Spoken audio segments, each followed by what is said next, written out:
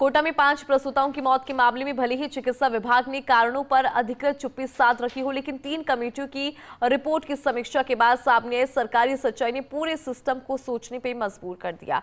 जांच कमेटी की रिपोर्ट के आधार पर हाई लेवल कमेटी ने फाइनल रिपोर्ट तैयार करके सरकार को सौंपी है, जिसमें सभी की मौत अलग अलग कारणों से दर्शाई गई है। कमेटी ने 1-2 प्रकरण में गंभीर प्रवृत्ति की लापरवाही भी मानी है।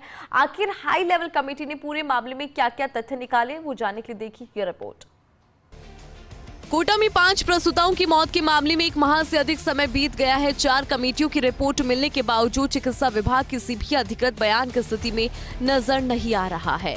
प्रकरण को लेकर शुरुआत में ऑपरेशन थिएटर में इन्फेक्शन, इसके बाद गर्भवती की गंभीर स्थिति और फिर दवाओं की गुणवत्ता यानी कि ऑक्सीटोसिन की बजाय पानी के इंजेक्शन लगाने से मौतों की आशंका जाहिर की गई। लेकिन अब इन प्रकरण को लेकर Kota medical college, SMS medical college और एम्स जोधपुर की तरफ से कराई गई जांच और फिर इन जांच रिपोर्ट की समीक्षा के लिए गठित हाई लेवल कमेटी ने संपूर्ण तथ्य और समीक्षा के साथ सरकार को रिपोर्ट सौंपी है।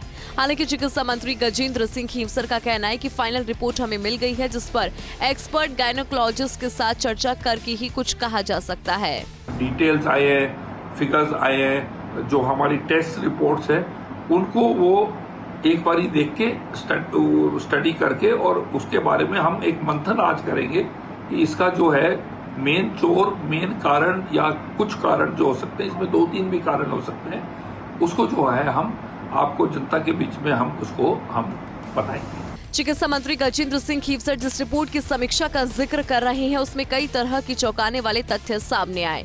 सूत्रों की माने तो फाइनल रिपोर्ट में मॉनिटरिंग लैब्स के साथ ही ट्रीटमेंट प्रोटोकॉल को भी फॉलो नहीं करने की बात सामने आई।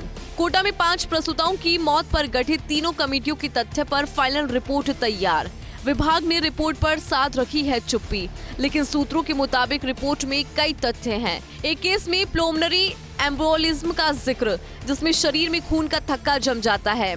ये खून का थक्का रक्त प्रवाह के जरिए फेफड़ों तक पहुंचकर जानलेवा स्थिति पैदा करता है। एक अन्य केस में सेप्टिसीमिया में मल्टी ऑर्गन फेलियर की स्थिति बनी। निजी हॉस्पिटल से जुड़े मामले में चिकित्सकीय लापरवाही का भी उल्लेख। 4 माह की गर्भवती की बच्चेदानी में संक्रमण के बावजूद टाँके लगाए गए। संक्रमण पूरे शरीर में फैलने से मल्टी ऑर्गन फेलियर और फिर मौत हुई। एक महिला में कार्डियक समस्या और एक अन्य में पोस्टमार्टम हेमरेज की स्थिति सामने आई और रिपोर्ट में उपचार प्रोटोकॉल का पालन नहीं करने की बात भी दर्ज है। मरीजों के रिकॉर्ड और ट्रीटमेंट चार्ट में भी जरूरी जानकारियों का अभाव पाया गया। पूरे प्रकरण में अभी तक 8 चिकित्सा कार्मिकों पर कार्रवाई हुई। प्रारंभिक जांच में लापरवाही मानती हुई डॉक्टर नवनीत कुमार निलंबित, यूटीबी पर कार्यरत सहायक आचार्य डॉक्टर श्रद्धा उपाध्याय बर्खास्त, सीनियर नर्सिंग अधिकारी गुरजोत कौर और निमेश वर्मा निलंबित, स्त्री एवं प्रसूति रोग विभाग की unit head doctor BL Patidar और unit head doctor Neha Sihara को कारण बताओ नोटिस जारी किया गया। कोटा में 5 प्रसूताओं की मौत के मामले में चिकित्सा विभाग ने भले ही अभी तक जांच रिपोर्ट पर चुप्पी साध रखी हो, लेकिन हाई लेवल पर गठित कमेटी की रिपोर्ट में कई तरह के चौंकाने वाले खुलासे हुए हैं। हाई लेवल कमेटी ने केस टू केस रिपोर्ट के अंदर जिक्र किया है कि क्या क्या कमियां रखी गई, साथ ही ये भी बताया गया है कि किन केस के अंदर लापरवाही बरती गई है। ऐसे में अब देखना यही होगा कि इन रिपोर्ट्स के आधार पर चिकित्सा विभाग ऐसी क्या कार्रवाई करता है जिससे कि ऐसे प्रकरण पुनरावृत्ति नहीं हो। कैमरा पर्सन साहिल के साथ Vikas Sharma, First India News, Jaipur.